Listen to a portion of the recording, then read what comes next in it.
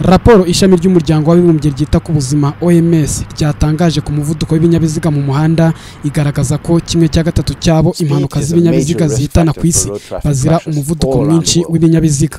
We know what needs to be done. It's a question of having legislation that's adapted. Turazi ko bikeneye gukorwa. Ni ikibazo cyo kutayimenyera ngo tumenye neza ko hari umuvuduko ikinyabiziga kitagomba kurenza igihe kigenda mu muhanda runaka. Hari kongerwa ingufu mu kugenzura umuvuduko. Tuzi uko bikorwa twifashishije kamera n'ibindi. Dukeneye kumenya neza niba hari ibyagenewe gutangira ibinyabiziga bigiye guta imihanda cyangwa niba imihanda ifite dodani kugira ngo hatagira ibigendana umuvuduko mwinshi. OMS ivuga ko buri mwaka impanuka zo mu muhanda zica abantu basaga 1,250,000. Igenzura rya OMS ryasanze hagati y'abashoferi 40 na 50% batwarira ibinyabiziga ku muvuduko urenze uwagenwe, kandi ngo abagabo n'urubyiruko bakunze gufata agasembuye nibo biganje mu bakora impanuka zo mu muhanda. Ibi ngo bituma izi mpanuka zibizambere mu guhitana ubuzima bw'urubyiruko, abasore n'inkumi bari hagati y'imyaka 15 na 29. Ikibazo OMS yemeza ko gihombya za leta hagati ya 3 na 5% by'umusaruro mbumbe buri mwaka.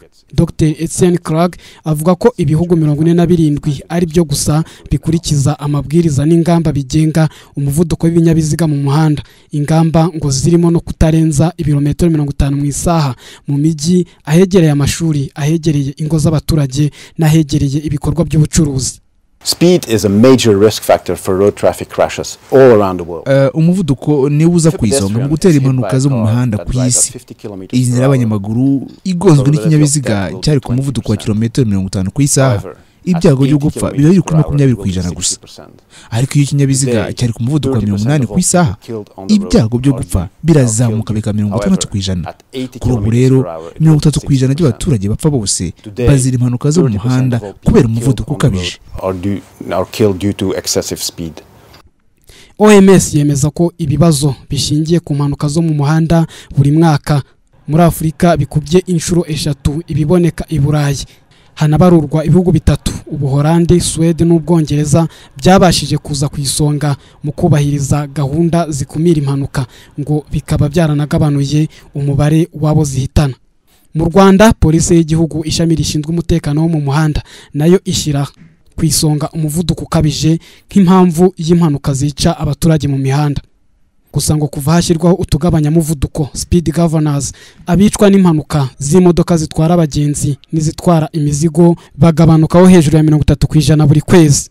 Ubona kuvuga 2016 no kujyana inyuma usanga abantu bapfaga bari mu modoka cyangwa se bazize impanuka ziri mu modoka zitwarira abantu hamwe n'izitwara imizigo, basaga bari hagati y'abantu 15 na 25 buri kwezi.